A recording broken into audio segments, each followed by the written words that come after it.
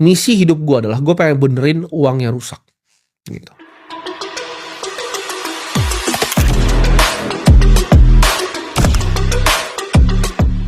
Kita masih konsisten ya, ada di sini ya, di series Borong Bitcoin. Sudah 32 bulan ya, jadi ini episode ke-32, sudah 32 bulan kita bikin ini, udah bertahun-tahun ya. Udah ngerasa tua mungkin gua ya, bikin Borong Bitcoin ini. Dan kita akan bikin terus setiap bulannya sebagai bukti bahwa ini adalah aset yang gue percayai, dan aset yang gue percaya dalam jangka waktu yang panjang, 5 tahun, 10 tahun ke depan akan berbuah yang luar biasa.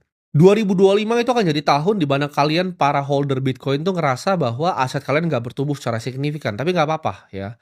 Kalau kita lihat datanya, selama 5 tahun ya, lu nahan Bitcoin 4-5 tahun itu nggak ada yang pernah rugi ya, nol kemungkinan lu rugi.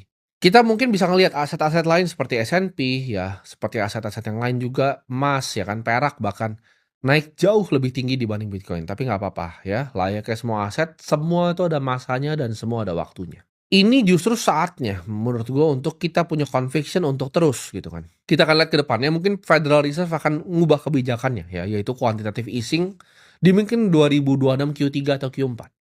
Dan di saat itu terjadi, ya Bitcoin pasti akan naik lagi. Dan lo bisa putar balik videonya, di 1 Januari ini apakah gue cenayang atau enggak gitu kan. Secara makro, ya kenapa Bitcoin nggak naik? Karena semua uang tuh ke AI. Semua uang fund besar itu diambil sama Nvidia, diambil sama Taiwan Semiconductor, diambil sama ASML. Jadi kalau kalian tanya kenapa Bitcoin nggak naik, uangnya di Nvidia gitu.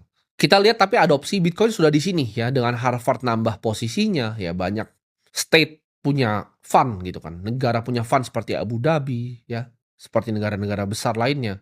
Gue dengar-dengar ini juga Kuwait mau ikut-ikutan ya. Kita lihat nanti negara-negara berminyak ini semoga ya semuanya ikutan untuk menabung ya aset ini untuk negaranya.